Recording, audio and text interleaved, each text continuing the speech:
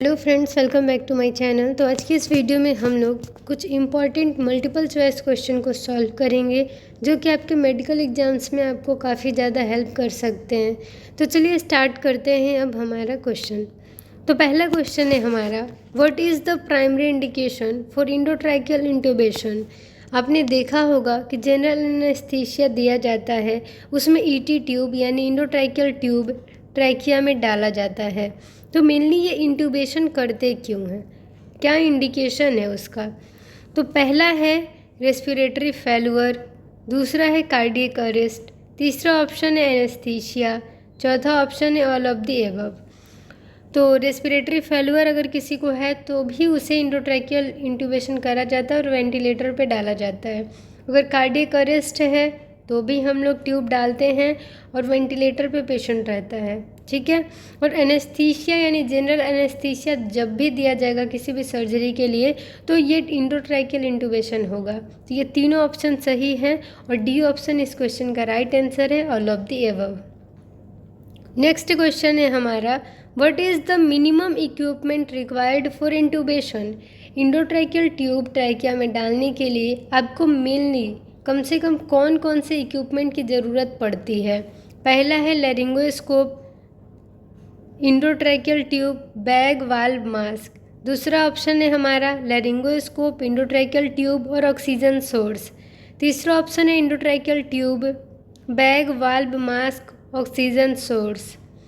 चौथा ऑप्शन है हमारा laryngoscope, bag, valve, mask, oxygen source.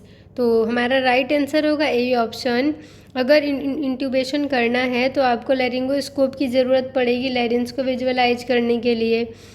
इंडोट्रैकियल tube की ज़रूरत होगी, ट्यूब क्या डालिएगा, इंट्यूबेशन करिएगा तो ट्यूब ही तो डालिएगा, तो इंडोट्रैकियल ट्यूब आपके पास होना चाहिए।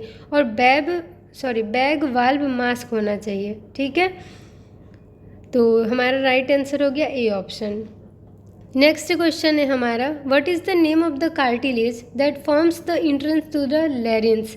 आप लैरिंगोस्कोपी करके लैरिंग्स विजुअलाइज करते हैं तो उसको विजुअलाइज करने से पहले आपको ऊपर एक कार्टिलेज दिखती है, तो उस कार्टिलेज को क्या कहते हैं। तो पहला है एपिग्लॉटिस, दूसरा ऑप्शन है थायरॉयड कार्टिलेज, तीसरा ऑप्शन है क्रिकॉइड कार्टिलेज, चौथा ऑप्शन है आर्टिनॉइड कार्टिलेज।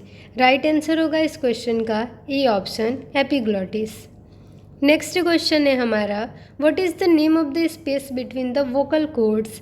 वोकल कॉर्ड्स हैं, उनके बीच के स्पेस को क्या नाम दिया गया है। पहला है ऑप्शन ग्लॉटिस, दूसरा ऑप्शन है ट्रैकिया, तीसरा ऑप्शन है लैरिंग्स, चौथा ऑप्शन है फेरिंग्स। राइट आंसर होगा इस ऑप्शन का ग्लॉटिस, यानी कि वोकल कॉर्ड के बीच क्या होता है, कौन सा स्पेस होता है, तो ग्लॉटिस होता है। नेक्स्ट क्वेश्चन है हमारा, what is the most common method of intubation. Intubation के लिए सबसे सामान्य तरीका क्या है। पहला है ओरल इंडोट्रैकियल इंट्यूबेशन, दूसरा ऑप्शन है नेजल इंडोट्रैकियल इंट्यूबेशन, तीसरा ऑप्शन है रेट्रोग्रेड इंट्यूबेशन, चौथा है fibro optic intubation. Right answer होगा ए ऑप्शन, ओरल इंडोट्रैकियल इंट्यूबेशन। आपने देखा होगा कि मोस्टली मुंह से ही इंडोट्रैकियल ट्यूब को ट्रैकिया में डाला जाता है, ठीक है।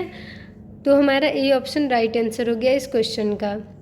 नेक्स्ट क्वेश्चन है, what is the recommended position for intubation. Intubation के लिए कौन सा पोजीशन रिकमेंड किया गया है, जिस पोजीशन में आपका जो ट्यूब है वो सही पड़ेगा। तो पहला है स्निफिंग पोजीशन, दूसरा है न्यूट्रल पोजीशन, तीसरा है ट्रेंडलेनबर्ग पोजीशन, चौथा है सुपाइन पोजीशन। राइट आंसर होगा आपका ए ऑप्शन, स्निफिंग पोजीशन। आप जो जम्हाई लेते हैं, अंगड़ाई लेते हैं, तो वो जो पोजीशन आपका नेक जिस तरीके से एक्सटेंड करता है तो वो हमारा एक तरीके से क्या है, स्निफिंग पोजीशन। तो स्निफिंग पोजीशन रिकमेंडेड पोजीशन है इंट्यूबेशन के लिए। नेक्स्ट क्वेश्चन है हमारा, what is the most common complication of intubation. आप इंडोट्रैकियल ट्यूब अगर ट्रैकिया में डालते हैं, वेंटिलेटर पे पेशेंट जाता है तो उसके बाद क्या कॉम्प्लिकेशन होता है, इंट्यूबेशन का क्या कॉम्प्लिकेशन है जो कि सामान्य तौर पे आप देखते हैं। पहला है डेंटल ट्रॉमा, दूसरा है लैरिंगोस्पाज्म, तीसरा है एस्पिरेशन, चौथा है हाइपोक्सिया। तो ऑक्सीजन की कमी हो सकती है, वो कैसे होगी? जब आप सही तरीके से इंटूबेट नहीं करेंगे और ऑक्सीजन सही मात्रा में नहीं पहुंच पाएगी तो ऑक्सीजन की कमी हो जाएगी, हाइपोक्सिया हो जाएगा। तो डी ऑप्शन राइट आंसर है इस क्वेश्चन का। नेक्स्ट क्वेश्चन है what is the treatment for laryngospasm during intubation. अगर आप इंटूबेट करते हैं, एक्सटूबेट करते हैं तो लैरिंगोस्पाज्म होने के चांसेज होती हैं। तो लैरिंगोस्पाज्म अगर हो गया तो आप क्या ट्रीटमेंट करेंगे, कैसे उसे मैनेज करेंगे, कौन कौन सी दवाइयाँ दे सकते हैं आप? तो पहला ऑप्शन है सक्सिनाइल कोलिन यानी एस्कोलिन, दूसरा ऑप्शन है लिडोकेन, तीसरा ऑप्शन है एपिनेफ्रिन, चौथा ऑप्शन है ऑल ऑफ दी अबव। तो मेनली पहले तो ऑक्सीजन प्रोवाइड करते हैं पेशेंट को, ऑक्सीजन मास्क लगा के और ऑक्सीजन सही मात्रा में प्रोवाइड करके देखते हैं कि लैरिंगोस्पाज्म मैनेज हो रहा है कि नहीं मैनेज हुआ जल्दी। ये जो स्टेप्स होते हैं बहुत ही फास्टली करने होते हैं, बहुत ही तेज़ी से। और अगर नहीं मैनेज हुआ ऑक्सीजन प्रोवाइड करके तो फिर तुरंत एस्कोलिन देना होता है। तो इस तरीके से उन्हें फिर से वेंटिलेटर पे लेना होता है पेशेंट को। तो एस्कोलिन दे सकते हैं, लिडोकैन दे सकते हैं, एपिनेफ्रिन दे सकते हैं। मोस्टली एस्कोलिन का यूज करा जाता है। तो डी ऑप्शन इस क्वेश्चन का राइट आंसर है। अब हमारा नेक्स्ट क्वेश्चन है what is the standard size of an endotracheal tube for adults. तो एडल्ट्स के लिए कौन सा साइज़ रिकमेंड किया गया है? जो स्टैंडर्ड साइज़ है वो कौन सा साइज़ है इंडोट्रैकियल ट्यूब का? तो पहला है 7 mmID, दूसरा है 7.5, तीसरा है 8 और चौथा है 9। राइट आंसर होगा 7.5, यानी कि जो बी ऑप्शन है वो राइट आंसर है इस क्वेश्चन का। नेक्स्ट क्वेश्चन है हमारा what is the material used for most endotracheal tubes. कौन सा मटेरियल यूज होता है इंडोट्रैकियल ट्यूब को बनाने के लिए, यानी मोस्टली इंडोट्रैकियल ट्यूब्स किस मटेरियल के बने होते हैं? तो पहला ऑप्शन है PVC पॉलीविनाइल क्लोराइड, दूसरा ऑप्शन है सिलिकॉन, तीसरा ऑप्शन है लेटेक्स, चौथा ऑप्शन है पॉलीयूरेथेन। राइट आंसर होगा आपका ये option PVC polyvinyl chloride. Next question है हमारा what is the most reliable method to confirm endotracheal intubation. कौन सा तरीका ऐसा है जो कि बहुत ज़्यादा ही सही है और कन्फर्मेटरी टेस्ट है इंडोट्रैकियल इंटूबेशन के बाद? तो पहला है चेस्ट एक्सरे, दूसरा है कैप्नोग्राफी, तीसरा है अस्कल्टेशन और चौथा है पल्स ऑक्सीमेट्री। तो सबसे बेस्ट जो कन्फर्मेटरी टेस्ट है वो है कैप्नोग्राफी, जिससे आप EtCO2 का लेवल चेक कर सकते हैं।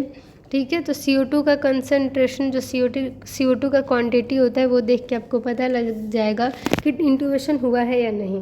ठीक है, ग्राफ बनने लगते हैं, शो होता है उस पर कितना है। तो हमारा इस क्वेश्चन का राइट आंसर हो गया बी ऑप्शन कैप्नोग्राफी। तो मिलते हैं नेक्स्ट वीडियो में और भी ढेर सारे क्वेश्चन के साथ। इस वीडियो को यहीं पेंड करते हैं। Thank you for watching my video. Channel पे नए हैं तो चैनल को अभी सब्सक्राइब कर दीजिए और बेल आइकन को प्रेस कर दीजिए ताकि आपको सारी लेटेस्ट वीडियो के अपडेट्स मिलती रहें। कुछ भी डाउट, कुछ भी कन्फ्यूज़न हो तो कमेंट सेक्शन में कमेंट ज़रूर करें। मिलते हैं नेक्स्ट वीडियो में नए टॉपिक के साथ। Thank you.